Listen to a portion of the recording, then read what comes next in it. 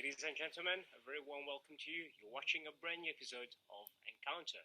Today, our guest is Enolia Foti, who is a shaman, and she is very well versed in shamanic practices.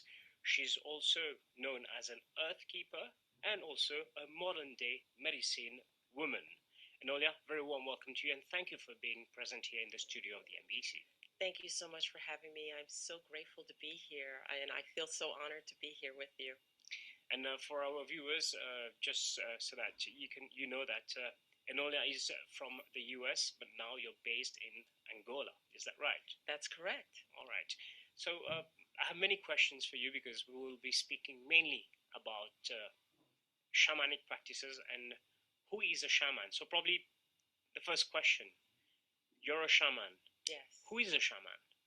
So shamanism is a way of life.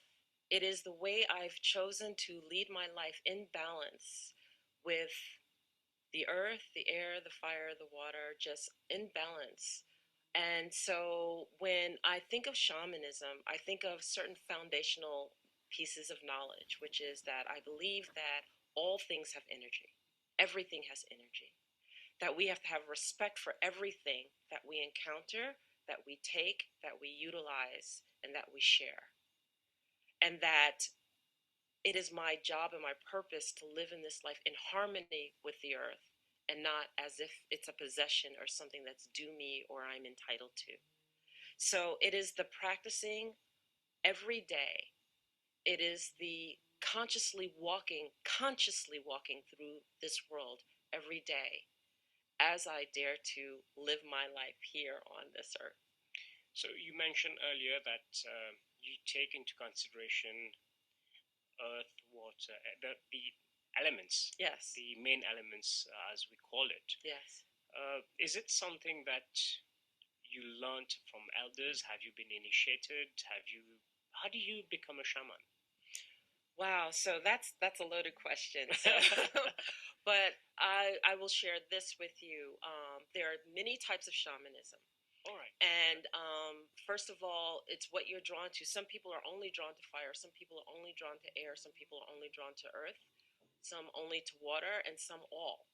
I'm probably one of those anomalies. I enjoy all of the elements. And when I say that, there are shamans who are drawn to fire, and you'll do a fire walk, and that's how you clear. That's their medicine. That's the extension of what they work with.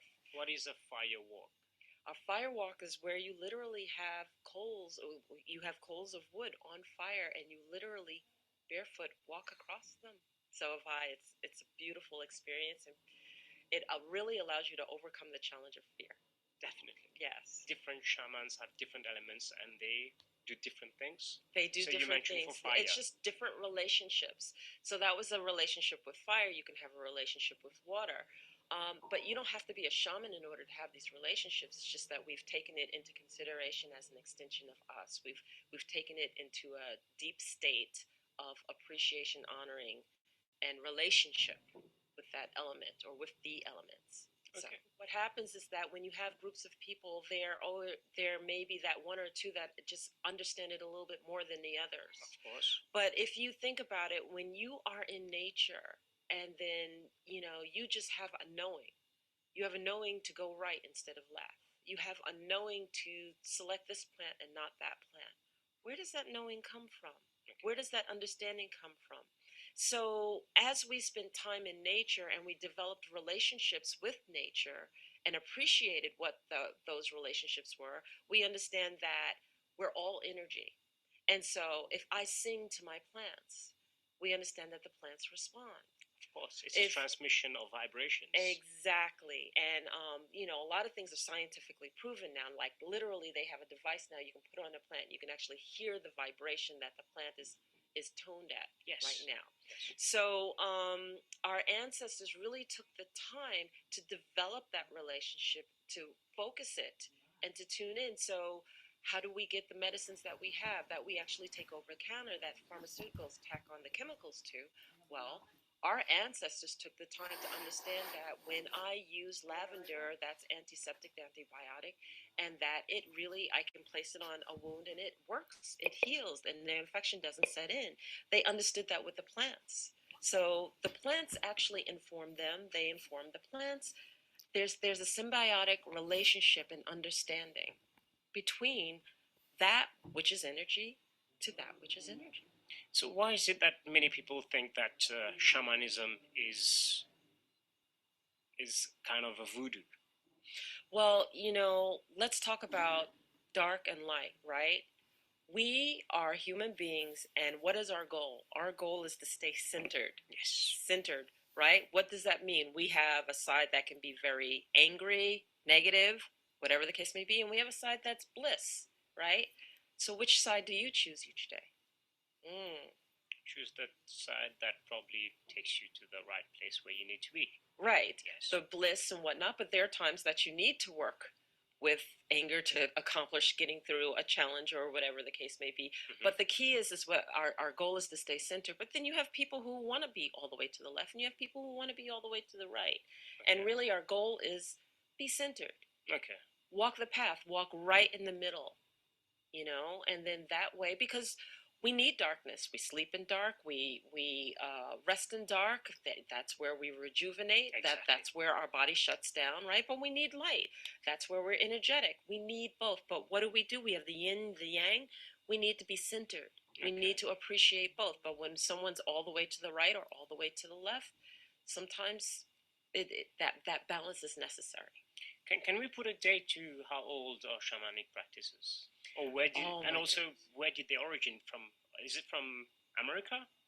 Oh, no, no, no, no, no. Every indigenous culture has probably had a shamanic leader Okay. or a medicine woman or a medicine man that has just been recognized of being gifted. And being gifts, we all have gifts, but being gifted such that they just have an intuition and a knowing of what to do. And that goes hundreds of thousands of years.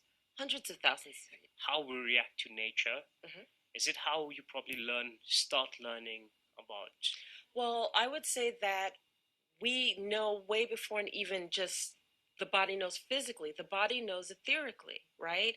Let's say you encounter someone and they step into your personal space and the hairs in the back of your neck raise up and you're like, move back. Yes, or you have butterflies in your stomach. Exactly. Well, we all have a light body field. Sure. All right. And that light body field would be akin to a torus or let's say a donut. So, which is a torus, okay? And that torus is around us, and that torus can expand and that torus can contract. And so when my torus intersects with your torus, if you invited in your torus, hi Enolia, you give me a hug, you shake my hand, you're inviting that in. But if you look at me and you're like, no, that doesn't feel right, and I come into your space, you're like, hey, can you move back? Yes. Can you give me some space, please? You're in my field. So that field is our first, sensor. Yes. Thank you. Our first sensor. And we all have it. And when we are in nature, that sensor expands fully. We can span hundreds of feet. Have you ever seen somebody walk into a room, and then when they walk into a room, you look up and you're like, ooh, who's that? I could feel that. I like that person. I like that vibe. And that is the fact that their light body has Yes. expanded for hundreds of feet such that when they walk through the room, you encounter and you know who they are. You feel them. You can feel the energy is very refined. Exactly. Well, most of the time. Exactly. Enolia, we can keep on speaking, but I want to also to ask you your journey. How did you become a shaman? Because you told me that you come from a corporate background. Yes, I do. Yes, you do. So before we get into that, I will invite you and I will invite the viewers of Encounter to watch the following report. Don't go away. We'll be back. Evidence of shamanic practices have been found in Scandinavia, Siberia, and other parts of Europe, as well as Mongolia, Korea, Japan, China, and Australia. Inuit and First Nations tribes of North America utilized shamanic spirituality, as did groups in South America, Mesoamerica, and Africa. In other words, it's been found throughout most of the known world. For early shamans, beliefs and practices formed as a response to the basic human need to find an explanation and exert some control over natural occurrences. For instance, a hunter-gatherer society might make offerings to spirits that influenced the size of the herds or the bounty of the forest. Later, pastoral societies might rely upon the gods and goddesses who controlled the weather so that they would have plentiful crops and healthy livestock. The community then came to depend on the work of the shaman for their well-being. One of the key beliefs found in shamanic practice is that ultimately everything and everyone is interconnected. From plants and trees to rocks and animals and caves, all things are part of a collective whole. In addition, everything is imbued with its own spirit or soul and can be connected to on the non-physical plane. The patterned thinking allows the shaman to journey between the worlds of our reality and the realm of other beings, serving as a connector. In addition, because of their ability to travel between our world and that of the greater spiritual universe, a shaman is typically someone who shares prophecies or oracular messages with those who may need to hear them. These messages may be something simple and individually focused, but more often than not, they are things that will impact an entire community. In some cultures, a shaman is consulted for their insight and guidance before any major decision is made by the elders. A shaman will often utilize trance-inducing techniques to receive these visions and messages. Finally, shamans often serve as healers. They can repair ailments in the physical body by healing imbalances or damages to the person's spirit.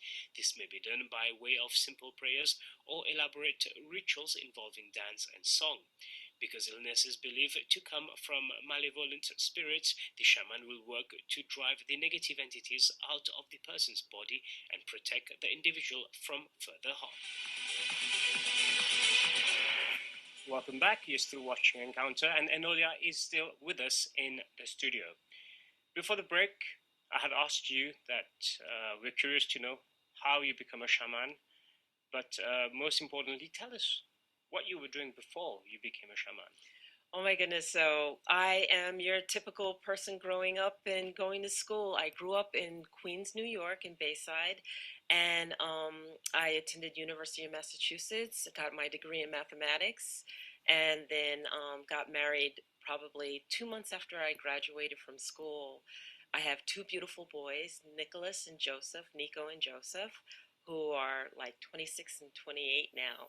And while the children were probably in middle school, I got my master's, and I was working for a Fortune 500 company, and I design computer networks for a living. Oh, wow. So I'm the total right brain, geek of the science and math and everything else. And I have this balance of artwork and the arts and dancing and everything else like that because my sister went to Juilliard, so the arts was in the house, the science was in the house. But halfway through my corporate career, and I worked for Corning for 20 years, I'd say halfway through, I had this longing in my heart. I had this longing of wanting to know where I came from. And in order to understand this, you need to know that my parents had me very late in life. My mother had me at 48 years old. My father at 50. Yes. So my mother, 48 years old. 48 years Wow, old. very impressive. I was a big surprise. And so when they passed away so early, I had this longing in my heart of wanting to know where I came from.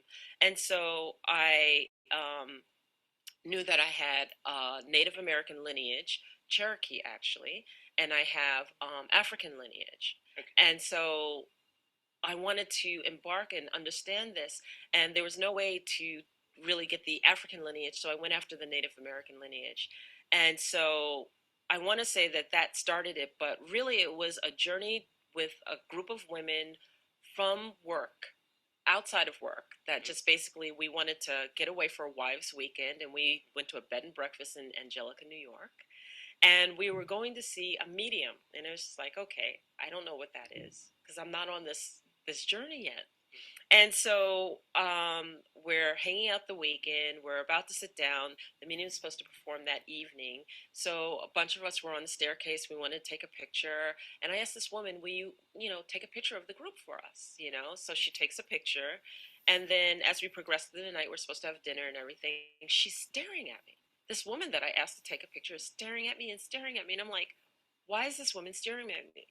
That's So quite uncomfortable, people staring. Oh my goodness. I mean, once, twice, but a few times that's never in your even face. turning her head. Yes. She didn't even turn her head. I'd look at her back, and she's looking at me, and I turn away, thinking that she'd finally just turn away. I look back, and she's still staring at me. And I even so much, I asked my friend Jenny, "Hey, do you see this woman staring at me?" And she's like, "Yeah, I don't know what's going on."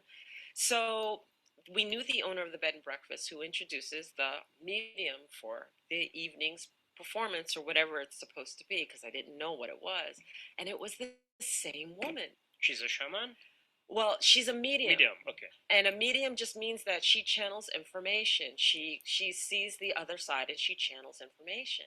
So she starts introducing herself, and I'm like, does she realize that she's introducing herself? She's still staring at me. Like, there's 30 people in the room and she's looking at me. And so she finally goes and says, "You know what? I have to pause. I am so sorry. I have been staring at you all evening, but I have to tell you, you have an entourage around you. Your mother, your family members, they're all around you, and they will not allow me to take my eyes off of you. They have messages for you. I'm working with you first." I didn't know what to expect. I wasn't expecting anything. You didn't ask anything. I didn't ask anything. And so what her working with me first meant that she stood behind me. She put her hands on my shoulders. So what she meant is people were around, your entourage was present energetically. Energetically. Okay. My ancestors energetically. Wow, okay. Of whom me, I'm going like, do you believe in such things? That at the time, I just didn't know. So you let her do whatever she had to do and say, you know what, let's experience it and see what happens. Well, I figured I'd know in the message, right? Because we'd either get confirmation. She said things to me no one would know. Oh, right. So, no one would know. And so as she tells me this message, okay, I'm to keep my singing, okay? I'm to keep my music. I'm going to be giving messages to people that it's going to touch their heart, and that I'm not open enough. I need to get more open. Okay. I need to figure out how I'm going to be more open. What does that mean, get more open? So now I have this message. It's from my mother. She said my mother's sisters. That was it, because my mother had like 6 sisters and only 3 brothers, only one of which I knew, because she had me late in life. And so I was like, she had said things that totally confirmed. Okay. And so here I was on a mission. So the medium was total stranger. It doesn't. Total stranger. Never knew her from anywhere. And she's giving you inside information. And she's giving me inside information. Okay, that must have blown your mind. It blew my mind. That was the moment. That was the moment that initiated me going on a path, and I had no idea what that path was going to be. So it first started with, I'm going to figure out what getting more open means, and I started going on this. I'm an academic, right? I'm books. So you started reading. I started reading. You are psychic. What does that mean? Spirit guide. What does that mean? You have an aura. What does that mean? What are these things called chakras? What? I'm eating it up. And I'm reading. I'm not just reading. It's one making book. sense. I'm reading 4 and 5 books at a time. I mean, all of a sudden, voraciously, it just like kicks in. Okay. But it is making sense. Okay. And so I'm going to finish that story. I saw her a year later, and she actually saw me in my town instead of Angelica, New York. I was going to a craft show, and somebody knocks on my window, and it was her, and we ended up having coffee, and I told her how she changed my life, that I'm reading voraciously now I'm embarking on understanding what this whole spiritual thing is, because I didn't know, and, how she changed my life, and she was just warm. And so I didn't see her again until the next year, when I knew that craft show was coming. I was going to invite her to my home and just say, hey, go to the craft show from here. We can chit chat and talk. And when I called her, she had passed away. So sorry to hear that. And it blew me away, because what it made me realize, what they shared, what Source, God, shared with me, was that she was half in the spirit world and half in our world, already because of her health situation, and it validated it more for me. Okay. Wow. And so that was like the messenger that said, wake up, wake up. It sounds so ethereal, but still yet very believable. Yes. So, but from there, when you started reading, we recently had an encounter when they say that when you're ready, the master appears. So I'm guessing you started meeting people then. I wanted to have an elder teach me. I longed to have an elder teach me. I needed somebody to teach me.